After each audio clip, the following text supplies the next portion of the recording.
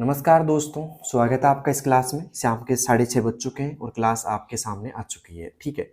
और इस क्लास में काफ़ी इंपॉर्टेंट क्वेश्चन है, तो पूरी क्लास अटेंड करना है आपको, ठीक है। ज़्यादा समय आपका लूँगा नहीं मैं, ठीक है। लेकिन सारे क्वेश्चन आपको अटेंड करना ज़रूरी है, ठीक है। और देखते हैं कि आपको क्लास के एंड तक कितने सवालों का जो उत्तर है वो पहले से आता होगा, ठीक है। वो हम लास्ट में चेक करेंगे। तो पहला सवाल हमारे सामने ये है कि माइक्रोसॉफ्ट वर्ड में हेडर और फुटर का उपयोग किस उद्देश्य से किया जाता है। हेडर और फुटर का उपयोग किस उद्देश्य से किया जाता है, ठीक है। तो यहाँ पे आएगा पहला ऑप्शन आ रहा है पेज नंबर जोड़ने के लिए, दूसरा ऑप्शन है टेक्स्ट को हाईलाइट करने के लिए, तीसरा ऑप्शन पैराग्राफ स्पेसिंग बदलने के लिए, या प्रिंट क्वालिटी सुधारने के लिए। बताइए दोस्तों क्या होगा इसका सही जवाब। मैं आपको हल्का समझा देता हूँ। जैसे मान लीजिए ये पेज आपके सामने है, ये पेज मान लेंगे आप हम, और इस पेज के ऊपर का जो पार्ट है ना, ये पार्ट, इसे बोलेंगे दोस्तों हेडर। क्या बोलेंगे? HEADER, हेडर, ठीक है। और ये होता है दोस्तों फुटर। ये क्या होता है? फुटर होता है, ठीक है। और जो भी आप हेडिंग डालोगे यहाँ पे वो सभी पेजों पे समान रूप से लागू रहेगी जब तक आप कोई सेटिंग चेंज नहीं करते हैं, ठीक है। तो यहाँ पे हम पेज नंबर भी डाल सकते हैं। यहाँ पे हम कोई भी एक नॉर्मली हेडिंग जैसे कंप्यूटर नोट्स लिख दिया मैंने, कुछ भी हम यहाँ पे लिख सकते हैं जो सभी पेजों पे समान रूप से रहेगा। तो यहाँ पे सही ऑप्शन होगा पेज नंबर जोड़ने के लिए, ठीक है। तो यहाँ पे यही ऑप्शन है, तो यहाँ पे आएगा पेज नंबर जोड़ने के लिए, ठीक है। तो किस किस का सही है भाई पेज नंबर जोड़ने के लिए, ठीक है। तो यहाँ पे आएगा A option is right, page number जोड़ने के लिए, ठीक है। अब चलते हैं दोस्तों अगले सवाल की तरफ। अगला सवाल है हमारा आज का कि मेल मर्ज का मुख्य उद्देश्य क्या है। मेल मर्ज का मुख्य उद्देश्य क्या है? कई डॉक्यूमेंट को जोड़ना, समान पत्र को विभिन्न प्राप्तकर्ताओं को भेजना, टेक्स्ट को ट्रांसलेट करना, या डॉक्यूमेंट को कंप्रेस करना। बताइए दोस्तों मेल मर्ज का जो मुख्य उद्देश्य है वो क्या है दोस्तों। ये पूछ रहा है आपसे सवाल, और ये यहाँ से कई बार सवाल उठता है एग्जाम में दोस्तों। यहाँ पे मेल मर्ज का जो मुख्य उद्देश्य है तो ये होता है दोस्तों समान पत्र को विभिन्न प्राप्तकर्ताओं को भेजना, समान पत्र को विभिन्न प्राप्तकर्ताओं को भेजना, ठीक है। B option is right. और जो मेल मर्ज जो टैब निकलता है, मतलब किस टैब में निकलता है ये, वो टैब निकलता है दोस्तों मेलिंग्स में। किस में दोस्तों? मेलिंग्स में निकलता है ये, ठीक है। तो मेलिंग्स टैब के अंदर यहाँ पे हमको मेल मर्ज का ऑप्शन मिलता है, और वहां से हम एक तरीके से समान पत्र को विभिन्न प्राप्तकर्ताओं को भेज सकते हैं। मतलब इसका दूसरा एक तरीके से सीधा रूप ये भी कह सकते हैं हम कि एक पत्र को या एक साथ है ना, सैकड़ों लोगों को पत्र भेजना, सैकड़ों लोगों को, ठीक है। तो इससे ये होता है कि जैसे कि मान लो कोई पत्र है, उसका डॉक्यूमेंट जो भी अंदर का मैटर है वो समान रहेगा, लेकिन उसका नाम पता चेंज हो जाता है इससे, ठीक है। तो इससे समय बच जाता है अपना। तो यहाँ पे आएगा बी ऑप्शन इज राइट। अब चलते हैं दोस्तों तीसरे सवाल की, और तीसरा सवाल है आज का एमएस वर्ड में कंट्रोल शिफ्ट और ग्रेटर देन शॉर्टकट का उपयोग किसके लिए होता है?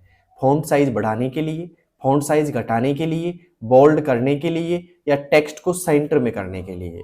बताइए दोस्तों क्या होगा इसका सही जवाब। अगर आपको आता है तो जल्दी से कमेंट बॉक्स में देना, ठीक है। क्लास को शेयर करना उन लोगों के पास जिनकी कंप्यूटर की एग्जाम है, ठीक है। तो बताइए दोस्तों क्या होगा इसका सही जवाब। अगर आपको आता है तो जल्दी से मुझे बताइएगा, ठीक है। मैं देता हूं आपको 5 सेकंड का समय। दोस्तों इसका सही जवाब होगा वो होगा फॉन्ट साइज इंक्रीज करने के लिए, मतलब फॉन्ट साइज बढ़ाने के लिए, इंक्रीज द फॉन्ट साइज, ठीक है। ए ऑप्शन इज राइट, ठीक है। अब चलते हैं दोस्तों अगले सवाल की तरफ। अगला सवाल है हमारा यहाँ पे चौथा, ट्रैक चेंजेस फीचर का उपयोग किस स्थिति में किया जाता है? बताइए दोस्तों डॉक्यूमेंट में बदलावों को ट्रैक करने के लिए, टेक्स्ट को लिंक करने के लिए, ऑटो सेव करने के लिए, या पेज लेआउट बदलने के लिए। बताइए दोस्तों ट्रैक चेंजेस जो फीचर है आपका उसका उपयोग क्यों किया जाता है, किस स्थिति में किया जाता है? दोस्तों यहाँ पे ट्रैक चेंज का अगर हम उपयोग करेंगे तो वो करेंगे दोस्तों डॉक्यूमेंट में बदलावों को ट्रैक करने के लिए। जैसे मान लो कोई डॉक्यूमेंट है और उस डॉक्यूमेंट के अंदर आप ट्रैक चेंज ऑन कर देते हो पहले से ही, ठीक है। तो अब इस डॉक्यूमेंट में कोई बदलाव करेंगे, जैसे मान लो बोल्ड कर रहे हो आप, ठीक है, या फिर मान लो कोई चीज को डिलीट कर रहे हो, कोई चीज में इंसर्ट कर रहे हो आप, तो उसको ट्रैक करने के लिए हमें किसकी जरूरत पड़ती है? ट्रैक चेंजेस की जरूरत पड़ती है, ठीक है। तो एक तरीके से अच्छा फीचर है ये, ठीक है। तो यहाँ पे आएगा A option is right, document में बदलावों को ट्रैक करने के लिए, ठीक है। तो किस किस का सही है भाई? चौथा आपका ए ऑप्शन। अब चलते हैं दोस्तों पांचवें सवाल की ओर। पांचवा सवाल है आज का हमारा, किसी डॉक्यूमेंट की वर्तनी जांचने के लिए कौन सा टूल उपयोग किया जाता है? किसी डॉक्यूमेंट की वर्तनी जांचने के लिए कौन सा टूल प्रयोग किया जाता है? Auto text, auto correct, spelling and grammar का या स्मार्ट आर्ट का? बताइए दोस्तों, डॉक्यूमेंट की वर्तनी। ओके, तो बताइए दोस्तों किसका उपयोग करेंगे इसमें से? तो यहां पे बात करेंगे दोस्तों, जो भी हम जांचने के लिए जो टूल होगा हमारा वो होगा स्पेलिंग एंड ग्रामर। क्या होगा दोस्तों? Spelling and grammar. अब बात करें दोस्तों स्पेलिंग क्या होती है, ग्रामर क्या होता है, तो पहले बात करते हैं स्पेलिंग की। तो स्पेलिंग जो टूल है ना वो काम करता है कोई भी मीनिंग, जैसे कोई भी लेटर मिस्टेक है, जैसे मान लीजिए कंप्यूटर की मीनिंग होती है COMPUTER कंप्यूटर, लेकिन आप इसको ऐसे लिखोगे ना COMPTER, तो इससे क्या होने वाला है, इस वर्ड के नीचे एक रेड लाइन आएगी, ऐसे आपने देखा होगा बार बार ऐसे रेड लाइन आ जाती है, तो ये होती है आपकी स्पेलिंग एरर। किसमें आएगी दोस्तों? स्पेलिंग एरर में आएगी, जिसमें क्या आती है दोस्तों? रेड लाइन आती है। क्या आती है दोस्तों? रेड लाइन आती है। जबकि बात करें दोस्तों हम किसकी? ग्रामर की। तो ग्रामर जैसे मैंने लिखा यहाँ पे एक शब्द लिख रहा हूं, ध्यान देना, जैसे कि मैंने लिखा यहाँ पे एक शब्द लिखा, एक शब्द का एक वाक्य लिखा, राम गो टू होम। अब जैसे आप लिखोगे ना राम गो टू होम, तो क्या होने वाला है आपके साथ में, यहाँ पे आपकी ग्रीन या ब्लू जो अक्षर की यहाँ पे नीचे ना एक ग्रीन लाइन आएगी, ऐसे कैसे, जो ग्रीन लाइन है तो ये क्या है दोस्तों? ये आती है, ग्रीन लाइन आती है ग्रामर मिस्टेक के लिए। किसके लिए दोस्तों? ग्रामर मिस्टेक के लिए आती है ये। तो यहाँ पे आपको समझाना चाहिए कि ग्रामर मिस्टेक है, और रेड लाइन आ रही है तो मानना कि स्पेलिंग मिस्टेक है। तो जैसे इसमें गो के नहीं आएगा, गो क्या आएगा, इसमें गोज आएगा दोस्तों। क्या आएगा दोस्तों? गोज आएगा गो की जगह। तो यहाँ पे सही हो जाएगी, यहाँ पे जैसे गोज लिखेंगे तो यहाँ पे ध्यान रखना, स्पेलिंग जो एरर आती है वो आती है दोस्तों रेड लाइन में। किस में आती है? रेड लाइन में आती है। ओके, और ग्रामर की जो मिस्टेक आती है वो आती है एक तरीके से ग्रीन लाइन में। तो यह ध्यान रखना, सी ऑप्शन इज राइट। और इसका जो शॉर्टकट होता है दोस्तों वो होता है F7। क्या होता है दोस्तों? F7 होता है। क्लियर यहाँ तक का? शॉर्टकट की कौन सी यूज लेंगे हम? F7 यूज लेंगे। तो 5वें में आपको कोई दिक्कत नहीं होगी मेरे हिसाब से, और आपको समझ में भी अच्छे से आ गया होगा। अब चलते हैं दोस्तों छठे सवाल की ओर। छठा सवाल क्या है हमारा, ध्यान से देखना। वर्ड डॉक्यूमेंट की फाइल एक्सटेंशन क्या होती है? वर्ड डॉक्यूमेंट की फाइल एक्सटेंशन क्या होती है? .xls या फिर .docx, .ppt या .mdb? बताइए दोस्तों क्या होगी यहाँ पे वर्ड डॉक्यूमेंट की? वर्ड डॉक्यूमेंट मतलब MS वर्ड की बात की जाए तो होगी दोस्तों .docx, MS वर्ड की होगी, ठीक है। और बात करें .xls, ये होगी दोस्तों एक्सेल की, ठीक है। अब ये कब की थी XLS? 2003 में थी दोस्तों, लेकिन 2007 के बाद में, 2007 के बाद में क्या हो गई दोस्तों, यहाँ पे XLSX, ठीक है, ये हो गई यहाँ पे, ठीक है। तो उम्मीद है समझ में आ गया होगा। और PPT मतलब क्या हो गया दोस्तों? Power point. उम्मीद है समझ में आ गया होगा सब कुछ। अब चलते हैं दोस्तों अगले सवाल की तरफ, लेकिन यहाँ पे टिक लगा दो आप बी ऑप्शन पे, क्योंकि बी ऑप्शन इज राइट, ठीक है। कई बार क्या होता है कि एक्सटेंशन से सवाल आ जाता है, तो उम्मीद है आपको सब कुछ समझ में आ जाएगा। अब चलते हैं दोस्तों 7वें सवाल की ओर। 7वां है दोस्तों, वर्ड में फाइंड एंड रिप्लेस का प्रयोग कब किया जाता है? वर्ड में फाइंड एंड रिप्लेस का प्रयोग कब किया जाता है? शब्दों की खोज, ठीक है, और उन्हें बदलने के लिए, टेक्स्ट को बोल्ड करने के लिए, डॉक्यूमेंट को इनक्रिप्ट करने के लिए, हेडिंग बनाने के लिए। बताइए दोस्तों फाइंड एंड रिप्लेस का जो प्रयोग किया जाता है वो कब किया जाता है, ठीक है। तो यहाँ पे फाइंड का मतलब होता है दोस्तों ढूंढना या खोजना एक तरीके से, और रिप्लेस का मतलब होता है बदलना। दोनों अगर एक साथ में प्रयोग करेंगे तो वो आएगा शब्दों की खोज और उन्हें बदलने के लिए, to search and replace words. तो यहाँ पे आएगा ए ऑप्शन इज राइट। और यहाँ पे इसकी जो शॉर्टकट की होती है दोस्तों फाइंड एंड रिप्लेस की, वो होती है कंट्रोल के साथ में H। ये ध्यान रखना, कंट्रोल H प्रेस करने से क्या होगा दोस्तों, फाइंड एंड रिप्लेस का डायलॉग बॉक्स ओपन होगा। तो किस किस का सही है भाई? 7वां। अगर आपका 7वां सही है तो अब चलते हैं 8वें की तरफ, ठीक है। क्लास कैसी लग रही है एक बार कमेंट बॉक्स में जरूर बताना। 8वां क्वेश्चन क्या है दोस्तों, MS वर्ड में पैराग्राफ अलाइनमेंट बदलने के लिए कौन से बटन होते हैं? बताइए दोस्तों। हम बात करें पैराग्राफ अलाइनमेंट की, तो MS वर्ड के अंदर जो पैराग्राफ अलाइनमेंट निकलते हैं वो निकलते हैं दोस्तों होम टैब के अंदर। होम टैब में पैराग्राफ ग्रुप के अंदर निकलते हैं। ये ध्यान रखना, कई बार ये सवाल भी पूछा जाता है, पैराग्राफ ग्रुप के अंदर ये निकलते हैं। और ये जो पैराग्राफ अलाइनमेंट होते हैं वो होते हैं दोस्तों 4। कितने होते हैं दोस्तों? 4 प्रकार के होते हैं। यहाँ पे बात करें, पहला होता है लेफ्ट, दूसरा सेंटर, तीसरा राइट और जस्टिफाई। तो यहाँ पे आएगा ए ऑप्शन। 4 होते हैं दोस्तों, बदलने के लिए 4 ऑप्शन होते हैं, left, right, left, centre, right, justify. अब मैं यहाँ पे आपको इनकी शॉर्टकट की भी लिखा देता हूँ, क्योंकि शॉर्टकट की भी कई बार पूछी जा सकती है एग्जाम के अंदर। एक लेफ्ट, एक लिख देता हूं मैं सेंटर, ध्यान से देखना, राइट, जस्टिफाई। ठीक है, ओके। तो यहाँ पे 4 हो गया, और मैं यहाँ पे लिख देता हूँ इस जगह से थोड़ा सा रेड ले लेता हूँ पेन, और रेड नहीं, ये सही रहेगा। लेफ्ट का होता है दोस्तों कंट्रोल के साथ में एल, सेंटर का होता है कंट्रोल के साथ में ई होता है, राइट का होता है कंट्रोल के साथ में आर होता है, और जस्टिफाई का होता है कंट्रोल के साथ में जे होता है। ठीक है, तो ये ध्यान रखना दोस्तों, लेफ्ट, सेंटर, राइट और जस्टिफाई का control L, control E, control R और कंट्रोल जे होता है। ठीक है, तो उम्मीद है आपको सब कुछ समझ में आ गया होगा कि एमएस वर्ड में पैराग्राफ अलाइनमेंट बदलने के लिए कौन से बटन होते हैं, लेफ्ट, सेंटर, राइट और जस्टिफाई। ठीक है, अब चलते हैं दोस्तों अगले सवाल की तरफ। अगला सवाल है हमारा 9वां। उम्मीद है आपको सारी क्लास समझ में आ रही होगी। टेबल में नया कॉलम जोड़ने के लिए कौन सा टैब प्रयोग होता है? टेबल में नया कॉलम जोड़ने के लिए कौन सा टैब प्रयोग होता है? ठीक है, बताइए दोस्तों, insert tab, design tab, layout या रिव्यू टैब? ठीक है, बताइए दोस्तों कौन सा टैब प्रयोग होता है टेबल में नया कॉलम जोड़ने के लिए? दोस्तों यहाँ पे टेबल में नया कॉलम जोड़ने के लिए जो यहाँ पे प्रयोग होता है, अब देखो बात करें यहाँ पे टेबल में कौन सी में, एमएस वर्ड की बात करते हैं हम। किसकी बात कर रहे हैं दोस्तों? एमएस वर्ड की बात कर रहे हैं। तो एमएस वर्ड में जैसे टेबल पे क्लिक करते हैं तो 2 टैब यहाँ पे अलग से खुलते हैं, जिन्हें हम बोलते हैं टेबल टूल्स। टेबल टूल्स के अंदर 2 टैब निकलते हैं, एक डिजाइन का और एक होता है दोस्तों लेआउट का। तो यहाँ पे आएगा लेआउट टैब। ठीक है, तो उम्मीद है सबको समझ में आ गया होगा कि टेबल में नया कॉलम जोड़ने के लिए कौन सा टैब प्रयोग होता है, टैब लेआउट। कौन सा दोस्तों? टैब लेआउट होता है। ठीक है, और दूसरी बात, अगर बात की जाए एमएस वर्ड में टेबल जोड़ने की, ठीक है, तो टेबल इंसर्ट करने के लिए, ये ध्यान रखना, अलग से बता रहा हूं मैं, टेबल इंसर्ट करने के लिए, टेबल इंसर्ट के लिए जो टैब यूज होता है वो होता है दोस्तों इंसर्ट टैब।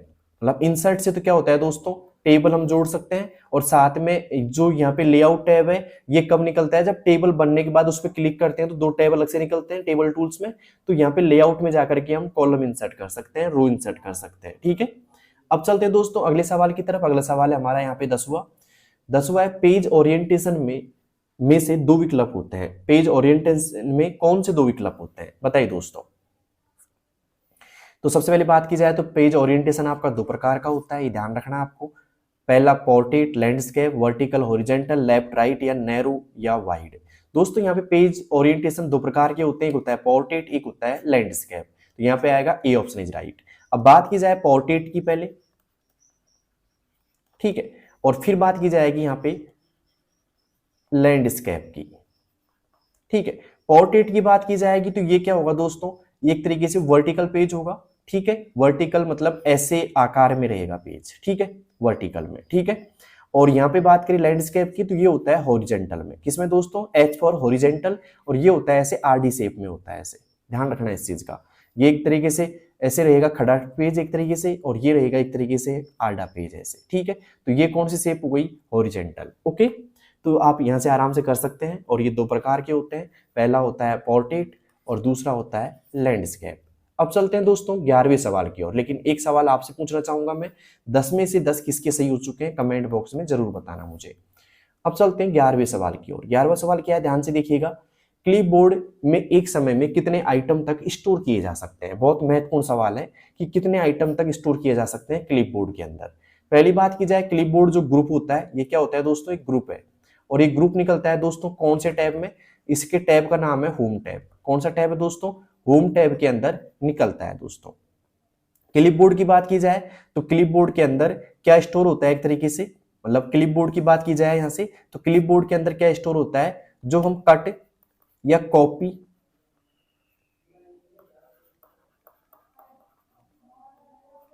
किया गया मैटर स्टोर किया जाता है। कट या कॉपी किया गया मैटर स्टोर किया जाता है, ठीक है। और कितना आइटम स्टोर कर सकते हैं हम इसमें, तो इसमें कर सकते हैं दोस्तों 24 आइटम तक स्टोर किया जा सकता है। ध्यान रखना, क्लिपबोर्ड मिलता है आपको, होम टैब के मिलता है एक तरीके से। और इसके अंदर दोस्तों बात की जाए क्लिपबोर्ड के अंदर, तो कट या कॉपी किया गया मैटर स्टोर किया जाता है। और कितना स्टोर किया जा सकता है दोस्तों, 24 आइटम तक स्टोर कर सकते हैं दोस्तों। तो 11वें में आएगा दोस्तों 24। किस किस का सही है भाई 11वां, उम्मीद है आप सभी का सही होगा, ठीक है। और मैंने आपको थोड़ी डेफिनेशन भी दी है इसकी कि कट या कॉपी किया गया मैटर इसमें स्टोर किया जाता है, स्टोर हो जाता है। और अधिकतम कितना मैटर स्टोर हो सकता है दोस्तों, 24 तक, ठीक है। जैसे 24 हुआ तो अगला अंतिम वाला हट जाएगा वहां से, ठीक है। अब चलते हैं दोस्तों अगले सवाल की तरफ। अगला सवाल है 12वां, ऑटो करेक्ट का कार्य क्या है। ऑटो करेक्ट का कार्य क्या है, बताइए दोस्तों। गलत वर्तनी को स्वतः सुधारना, फाइल सेव करना, टेक्स्ट को कॉपी करना, या पेज नंबर डालना। बताइए दोस्तों ऑटो करेक्ट का क्या कार्य है। आपको क्वेश्चन पढ़ के ही समझ में आ गया होगा ये तो एकदम। तो आ गया तो बताइए जल्दी से, ऑटो करेक्ट का क्या कार्य है। दोस्तों ऑटो करेक्ट की बात की जाए तो वो है गलत वर्तनी को स्वतः सुधारना। गलत वर्तनी को स्वतः सुधारना यहाँ पे एक तरीके से ऑटो करेक्ट का कार्य है। तो उम्मीद है आपको समझ में आ गया होगा। इसमें आएगा ए ऑप्शन इज राइट, ठीक है। किस किस का सही है जल्दी से मुझे कमेंट बॉक्स में बताना। अब चलते हैं दोस्तों अगले सवाल की तरफ। अगला सवाल है आज का हमारा 13वां सवाल। 13वां सवाल क्या है, ध्यान से देखिएगा दोस्तों। एक्सेल में कितनी सेल में लिखे फॉर्मूले की शुरुआत, सॉरी, एक्सेल में किसी सेल में लिखे फॉर्मूले की शुरुआत किस चिन्ह से होती है। बताइए दोस्तों एक्सेल में किसी सेल में लिखे फॉर्मूले की शुरुआत किस चिन्ह से होती है, ठीक है। दोस्तों बात की जाए यहाँ पे एक्सेल में हम सबसे पहले इक्वल सिंबल लगाएंगे, फिर हम कोई सा भी यहाँ पे फॉर्मूला लगाएंगे जिसमें लिखा है SUM सम, है ना, ब्रैकेट चालू जो भी है, तभी काम करेगा ये फंक्शन जब यहाँ पे इक्वल सिंबल होना मस्ट है, ठीक है। तो यहाँ पे आएगा इक्वल सिंबल, बराबर का चिन्ह लगाएंगे हम, तो ही क्या होगा दोस्तों, फॉर्मूले वर्क करेंगे। उम्मीद है आपको सब कुछ समझ में आ जाएगा। अब चलते हैं दोस्तों अगले सवाल की तरफ। अगला है दोस्तों 14 नंबर का सवाल। एक्सेल में ऑटो सम बटन का उपयोग क्या करता है। एक्सेल में ऑटो सम बटन का उपयोग क्या करता है, बताइए। ऑटो सम क्या करता है भाई, डेटा जोड़ता है, डेटा घटाता है, डेटा हटाता है, डेटा को मर्ज करता है। अगर आपने एक्सेल पढ़ी होगी तो ऑटो सम भी आपने जरूर पढ़ा होगा, ठीक है, ऑटो सम के बारे में। तो बताइए ऑटो सम क्या करता है दोस्तों, और किस किस को ऑटो सम करने की शॉर्टकट की पता है भाई, वो मुझे कमेंट बॉक्स में बताओ जल्दी से। ऑटो सम करने की शॉर्टकट की किस किस को पता है जल्दी से मुझे बताइए, और ये क्या काम करता है ये भी मुझे बताइए, ठीक है। ओके, तो ऑटो सम भूल जाओ तो एक चीज बता रहा हूं मैं आपको, सम का जो फॉर्मूला होता है ना भाई, सम का फॉर्मूला क्या काम करता है, जोड़ने का काम करता है। किसका काम करता है दोस्तों, जोड़ने का काम करता है। तो यहाँ पे आएगा डेटा जोड़ता है, ठीक है। डेटा क्या करता है दोस्तों, जोड़ता है। और ऑटो सम की जो यहाँ पे जो शॉर्टकट की है ऑटो सम की, वो शॉर्टकट की है दोस्तों alt plus equal symbol. Alt plus equal symbol इसकी क्या है दोस्तों, शॉर्टकट की है। तो उम्मीद है आपको सब कुछ समझ में आ गया होगा कि डेटा जोड़ता है अल्ट प्लस इक्वल सिंबल से। ओके, तो उम्मीद है सब कुछ समझ में आ गया होगा दोस्तों। अगर समझ में आ गया तो एक लाइक तो बनता है, और अपने दोस्तों के पास शेयर करो अगर अभी तक आपने इस क्लास को शेयर नहीं किया तो, ठीक है। अब चलते हैं दोस्तों 15वें सवाल की ओर। किसी कॉलम का औसत निकालने के लिए कौन सा फंक्शन प्रयोग किया जाता है, काउंट का, एवरेज का, सम का, या मैक्स का। बताइए दोस्तों, ठीक है। तो मैं हल्का सा बता देता हूं आपको, औसत निकालने के लिए दोस्तों एवरेज का यहाँ पे यूज किया जाता है। किसका दोस्तों, एवरेज का। क्लियर यहाँ तक का। काउंट का क्या काम करता है दोस्तों, ये करता है दोस्तों वैल्यू काउंट करता है। क्या करता है दोस्तों, वैल्यू काउंट करता है। ओके, वैल्यू मतलब कोई भी नंबर बोल सकते हैं हम, नंबर काउंट करता है, ठीक है। और एवरेज औसत निकालता है। सम का काम मैंने बताया था अभी, जोड़ने का काम करता है ये, ठीक है। और मैक्सिमम अधिकतम वैल्यू निकालने का, अधिकतम, ठीक है। उम्मीद है समझ में आ गया होगा। एक आता है इक्वल MIN का फॉर्मूला, ये न्यूनतम वैल्यू निकालने के लिए, न्यूनतम, ओके, न्यूनतम वैल्यू निकालने के लिए काम आता है। किसका, मिनिमम का। ओके, उम्मीद है समझ में आ गया होगा। किस किस को 15वां सवाल समझ में आ गया है भाई। और अगर आपको एक अलग से फॉर्मूला क्लास चाहिए कि आपको लगभग 20, 25, 30 क्वेश्चन आपको फॉर्मूले के चाहिए, तो मुझे कमेंट बॉक्स में जरूर बताना। मैं एक फॉर्मूले की अलग से क्वेश्चन क्लास ले आऊंगा जो आपके बहुत बेनिफिट रहने वाली है, ठीक है। अब चलते हैं दोस्तों 16वें सवाल की ओर, लेकिन 15 आपके 15 में से 15 किस किस के सही हो चुके हैं। वैसे इजी क्वेश्चन थे, ज्यादा हार्ड क्वेश्चन थे नहीं है, तो किस किस के 15 में से 15 सही हो चुके हैं कमेंट बॉक्स में जरूर बताना मुझे। अब चलते हैं दोस्तों 16वें सवाल की ओर। 16वां सवाल है एक्सेल फाइल का डिफॉल्ट एक्सटेंशन क्या है। एक्सेल फाइल का डिफॉल्ट एक्सटेंशन क्या है। .docx, .xlsx, .pptx, .txt। बताइए दोस्तों एक्सेल फाइल का डिफॉल्ट एक्सटेंशन क्या है भाई। अगर आपको आता है तो जल्दी से मुझे बताइए कमेंट बॉक्स के अंदर। दोस्तों एक्सेल फाइल की बात की जाए तो उसका एक्सटेंशन है .xlsx, ठीक है। .docx की बात की तो MS वर्ड का होता है। .pptx की बात की जाए तो MS पावर पॉइंट का होता है, ओके। और यहाँ पे .txt की बात की जाए तो ये होता है दोस्तों टेक्स्ट फाइल का। किसका दोस्तों, टेक्स्ट फाइल का होता है। तो उम्मीद है आपको सब कुछ समझ में आ गया होगा .docx, .xlss और .pptx के बारे में। अब चलते हैं दोस्तों अगले सवाल की तरफ। 17वां सवाल है एक्सेल में सेल्स को मर्ज करने के लिए, मर्ज करने से क्या होता है। एक्सेल में सेल्स को मर्ज करने से क्या होता है। डेटा डिलीट हो जाता है, कई सेल एक में बदल जाती हैं, या फॉर्मूला बदल जाता है, नई सीट बनती है। दोस्तों बता देता हूं मैं आपको, जैसे मान लीजिए यहाँ पे आपके पास में एक टेबल है, मतलब एक रो है ऐसी, और रो के अंदर मान लो कि ये सेल है, मैं बता रहा हूँ आपको, ये रो है और यहाँ पे ये सेल बना दी मैंने, ठीक है। और यहाँ पे ये सेल है, मतलब 3 सेल बन गई। अगर मैं इनको तीनों को मर्ज करूंगा ना आपस में, क्या करूंगा दोस्तों, मर्ज करूंगा तो इसका आउटपुट ऐसे दिखेगा आपको, ये देखो ऐसे। मतलब क्या होगा, जो यहाँ पे 1, 2 और 3 सेल थी ना, वो किससे बदल गई दोस्तों, एक ही सेल में बदल गई, ठीक है। तो यहाँ पे आएगा कई सेल एक में बदल जाते हैं, बी ऑप्शन इज राइट, ठीक है। तो उम्मीद है ये भी आपको समझ में आ गया होगा। अब चलते हैं दोस्तों अगले सवाल की तरफ। अगला सवाल है हमारा 18वां आज का। इक्वल मैक्स A1 से A10 क्या करेगा। न्यूनतम मान दिखाएगा, अधिकतम मान दिखाएगा, औसत दिखाएगा, और यहाँ पे बात करें जोड़ दिखाएगा, ठीक है। तो ये क्या करता है दोस्तों, इक्वल मैक्स A1 से एक रेंज दे दी यहाँ पे, तो मतलब A1 से लेकर के A10 तक जितनी वैल्यू है ना, उसमें से सबसे बड़ी वैल्यू दिखाएगा। ये क्या करेगा दोस्तों, इनमें से सबसे बड़ी वैल्यू दिखाएगा, ये सबसे बड़ी वैल्यू, ओके। तो यहाँ पे आएगा अधिकतम मान दिखाएगा, अधिकतम वैल्यू, मैक्सिमम वैल्यू दिखाएगा ये, तो बी ऑप्शन इज राइट, ठीक है। न्यूनतम मान दिखाएगा, वो दिखाता है दोस्तों जैसे इक्वल MIN का फॉर्मूला, ठीक है। औसत निकालेगा इक्वल AVG, है ना, एवरेज का फॉर्मूला। किसका दोस्तों, AVG नहीं, AVERAG, है ना, G और E। एवरेज का फॉर्मूला क्या करेगा दोस्तों, औसत निकालेगा। और यहाँ पे जोड़ के लिए क्या करेंगे दोस्तों, सम का फॉर्मूला यहाँ पे बात करेंगे जोड़ निकालने के लिए, ठीक है। तो उम्मीद है आपको 18वां भी समझ में आ गया होगा। मैक्सिमम क्या करता है दोस्तों, अधिकतम वैल्यू निकालता है। क्लियर यहाँ तक का। अब चलते हैं दोस्तों अगले सवाल की तरफ। अगला सवाल है हमारा 19वां। एक्सेल में चार्ट बनाने के लिए कौन सा टैब प्रयोग किया जाता है, होम, रिव्यू, इंसर्ट या डाटा। तो यहाँ पे आएगा इंसर्ट टैब, ठीक है। और चार्ट बनाने के लिए शॉर्टकट की जो होती है दोस्तों, वो होती है F11।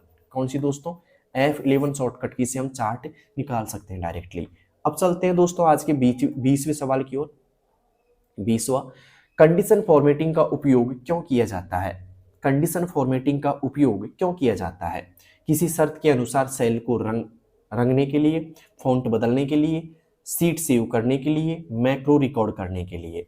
दोस्तों कंडीशन फॉर्मेटिंग की बात की जाए तो कंडीशन के अनुसार डाटा, एक तरीके से मान लो मैंने यहाँ पे एक सीट बना दी, ठीक है। और इस सीट के अंदर मैं एक नियम लागू कर दूंगा कि भाई जैसे मान लो कुछ संख्या 50 है ना, यहाँ पे 60 है, 70 है, ऐसे मैंने कुछ भी संख्या लिख दी, यहाँ पे 90 लिख दिया मैंने, यहाँ पे मैंने 70, 50 कुछ भी लिख दो जो आपका मन करे। मैंने 11 लिख दिया, यहाँ पे 12, 13, 88 और 90, ये संख्या लिख दी मैंने। अब मैं यहाँ पे एक नियम लागू कर दूंगा कि जिस भी सेल का मान है ना 50 से ज्यादा है ना, वो रेड में हो जाए, है ना, जिसका 50 से छोटा है वो ब्लू में हो जाए, ठीक है। तो ऐसे मैं यहाँ पे नियम लगा दूंगा, तो वो कंडीशन यहाँ पे अप्लाई कर दूंगा मैं। तो वो कंडीशन के अनुसार ऑटोमेटिक जो सेल है ना, उसका रंग ऑटोमेटिक बदल जाएगा दोस्तों। तो यहाँ पे आएगा किसी शर्त के अनुसार सेल को रंगने के लिए, ए ऑप्शन इज राइट। किस किस का सही है भाई, ए ऑप्शन यहाँ पे। अब चलते हैं दोस्तों 21वें सवाल की और 21वां सवाल है आज का, एक्सेल में फ्रीज पेन का उपयोग क्या करता है। एक्सेल में फ्रीज पेन का उपयोग क्या करता है। हेडिंग को स्क्रॉल से रोकता है, डेटा को हाइड करता है, चार्ट को लॉक करता है, या सेल्स को मर्ज करता है। बताइए दोस्तों एक्सेल में फ्रीज पेन का उपयोग क्या करता है।